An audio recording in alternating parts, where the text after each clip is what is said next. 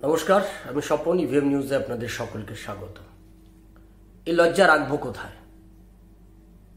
তার আগে বলি, আমি যে কথাটা জুনিয়র চিকিৎসকদের আন্দোলনের শুরুতেই বলেছিলাম, এখন সেই আন্দোলন তার পরিণতি যে সেটাই, এটা আজকে বিরোধী দলনেতা শুভেন্দু অধিকারী ভিডিও করে সেটা প্রেস মিট করে বলে দিলেন।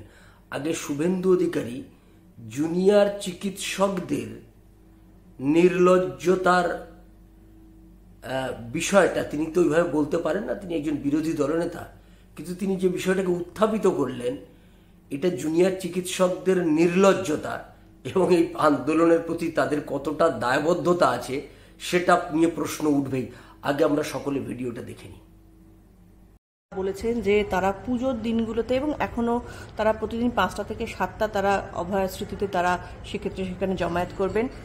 উৎসবে তারা যোগ দিচ্ছেন না, যদিও সাধারণ মানুষকে তারা বাধা দিচ্ছেন না যে তারা উৎসবে যোগ দেবেন না বলে, কিন্তু তারা যেটা বলছেন যে তারা নিজেরা কিন্তু আমি আমার এই ডাক্তার ভাই বোনদের নিয়ে বেশি কথা বলি না। আমি প্রথম থেকে বলেছি বিজেপিরও মরাল সাপোর্ট আছে, আমারও মরাল সাপোর্ট আছে ওদের প্রতি, এবং ওরা ভালো লড়াই দিয়েছেন, লড়াই করছেন। ওরা কোথায় থামবেন, কোথায় যাবেন, কমপ্লিটলি ওদের নিজস্ব ব্যাপার। এর সঙ্গে কোনো মন্তব্য করা, পরামর্শ দেওয়া উচিত না। আমি রাজ্যের বিরোধী দলনেতা হিসেবে যে পার্টি বিধানসভায় 2 কোটি 28 লক্ষ ভোট পেয়েছে, লোকসভায় 2 কোটি 33 লক্ষ ভোট পেয়েছে, একটা বিগ ব্লক, মানুষ ভোট দিয়েছে। আমি এলওপি হিসেবে একটা পরামর্শ ওদের দিয়েছিলাম। যখন রাজ্য সরকার ওদের চিঠি দিয়ে ডাকলো, আমি তখন বলেছিলাম যে আপনারা এই আন্দোলনকে অরাজনৈতিক রেখেছেন, রাজনৈতিক নেতা নেত্রী জনপ্রতিনিধিদের ভিড়তে দেননি, পতাকা ব্যবহার করতে দেননি, রাজনৈতিক স্লোগান দিতে দেননি। আমাদের এতে কোনো আপত্তি নেই, সমর্থন আছে। আপনারা রাজনৈতিক লোকের সঙ্গে বসবেন না, আপনারা আধিকারিকদের সঙ্গে বসুন। আমি সেদিন পরামর্শ দিয়েছিলাম এয়ারপোর্টের গেটে দাঁড়িয়ে, মুখ্য সচিবের সঙ্গে বসুন, সাংবিধানিক প্রধান রাজ্যপালের মধ্যস্থতায় বসুন। আপনি আপনাদের যেহেতু অরাজনৈতিক আন্দোলন, রাজনৈতিক ব্যক্তিত্ব মুখ্যমন্ত্রী হতে পারে, প্রশাসনিক কর্তৃ, after all she is political figure, public representative, এবং একটা পার্টিকে তিনি বিলংস করেন বা লিডারশিপ দেন। সেটা ওরা শোনেনি। ন্যাচারালি আমি আর নতুন করে আমার ভাই বোনদের পরামর্শ দিতে চাই না। শুধু একটা খবর পেয়ে খুব কষ্ট লাগলো, ওরা একটা কনভেনশন করার জন্য ধনধান্য বুক করেছিল, ফিরহাদ হাকিমের কাছে কনসেশন চেয়েছিল রেটে। প্রথমে কর্পোরেশন পারমিশন দেওয়ার পরে আমার মনে হয়েছে মুখ্যমন্ত্রীর নির্দেশে ওই পারমিশন প্রত্যাহার করা হয়েছে, বাতিল করা হয়েছে। তাতে ওদের কি চোখে মুখ্যমন্ত্রী দেখেন বা তৃণমূল দেখে, এইটা থেকে প্রমাণ হয়ে গেল এই ঘটনা থেকে। এটা আমি শুনেছি এবং এটা আমার খারাপ লেগেছে। দেখলেন ভিডিওটা? এই জুনিয়র চিকিৎসকদের যে আন্দোলনকারী, আমি আগেই বলেছিলাম, সবার আগে আমি বলেছিলাম যে এখানে নকশালপন্থীরা ঢুকে বসে আছে, যারা কার্যত মমতা ব্যানার্জির পায়ের তলায় নিয়ে গিয়ে আন্দোলনটা ফেলবে। আরজি কর মেডিকেল কলেজের নিয়ে কনভেনশন হবে, আর সেই কনভেনশন করবে জুনিয়র চিকিৎসকরা। কাদের ডেকেছে সকলেই দেখেছে, আমি এ নিয়ে কোনো মতামত দিতে চাই না। তাদের যা ভালো লেগেছে, যাকে ঠিক মনে হয়েছে, তারা তাদেরকেই ডেকেছেন, তাদের কোনো অসুবিধে নেই।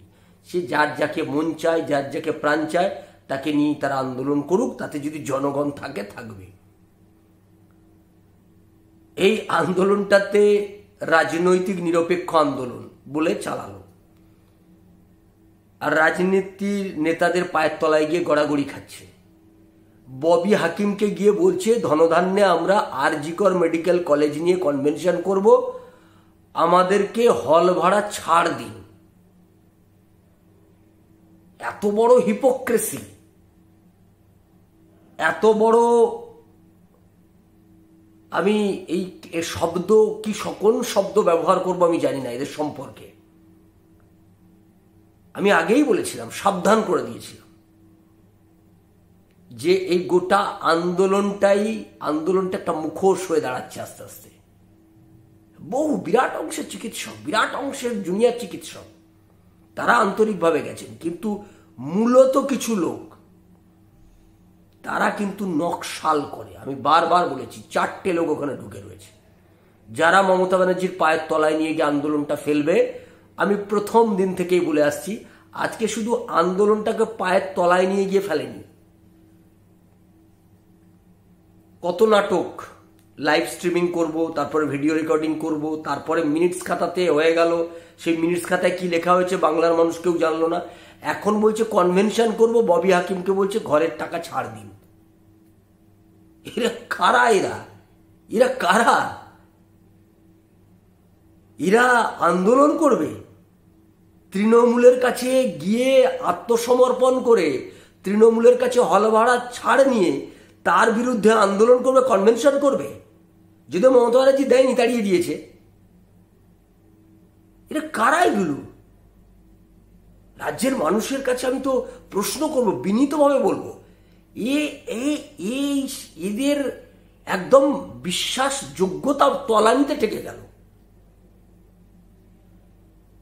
গোটা রাজ্যের মানুষের কাছে এটা একটা অবাক বিষয়।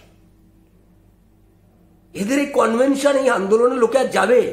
আর কোনো বিশ্বাসযোগ্যতা থাকবে? আমি আগেই বলেছি, এই বাম আর অতি বাম এই ঢুকে গোটাটাকে, এই আন্দোলনটাকে কার্যত যদিও মানুষের মনের মধ্যে মারাত্মক ক্ষোভ আছে, মানুষ এই ক্ষোভের বহিঃপ্রকাশ ঘটাবেই, আজ না হোক কাল ক্ষোভের বহিঃপ্রকাশ ঘটবেই।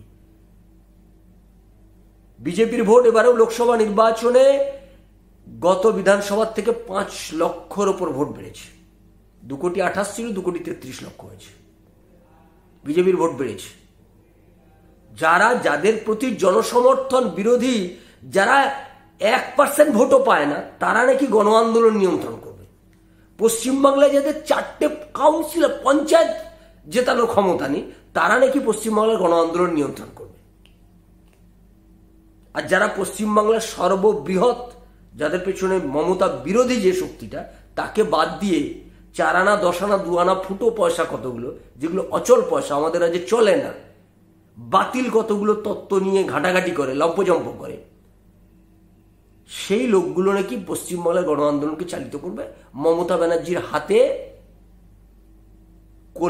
মমতা ব্যানার্জির কলকেতে তামাক খেয়ে তারা নাকি মমতা ব্যানার্জির বিরুদ্ধে আন্দোলন করবে। ঘোড়ায়ও হাসবে এই কথা শুনলে। বাংলার মানুষ, আমি জানি বাংলার মানুষ এই বিষয়টা সম্পর্কে, বাংলার মানুষের ক্ষোভ রয়েছে। তাই এই যে গুটি কয়, এই যে চারাপোনা ছটফট করছে, অল্প মাছের জল তো বেশি লাফাচ্ছে, এদেরকে ত্যাগ করুন। বাংলার মানুষকে বলবো, এদেরকে ত্যাগ করুন। ববি হাকিমের কাছে হল ভাড়ার টাকা ছাড়ছে, আপনি তৃণমূলের বিরুদ্ধে কনভেনশন করবেন, এসব ড্রামাবাজি বন্ধ করুন, এসব ড্রামা বন্ধ করুন। ওই নিজেদের আন্দোলন নিজেদের কলেজ বিশ্ববিদ্যালয়ে গিয়ে করুন, ওটাই ভালো হবে। গণ আন্দোলন করার মতো যোগ্যতা লাগে, সেই যোগ্যতা আপনারা হারিয়েছেন। মানুষের সঙ্গে বিশ্বাসঘাতকতা করেছেন সেদিনই, যেদিন মমতার পায়ে গিয়ে ওই লাইভ স্ট্রিমিংয়ের নাম করে মমতার পায়ে গিয়ে গড়াগড়ি খেয়েছেন। সেদিনই বাংলার মানুষ আপনাদেরকে বুঝে গেছে। বাংলার মানুষ আপনাদেরকে আর বিশ্বাস করে না। এবারে নতুন করে এই কনভেনশনের আওয়াজে বাংলার মানুষ আবার আপনাদের থেকে মুখ ফিরিয়ে নিল। আমাদের এই সমস্ত বিষয়গুলোর উপর নজর থাকবে, আপনাদের নজর থাকুক ইভিএম নিউজের পর্দা। ইভিএম নিউজ আপনার কথা বলে। নমস্কার।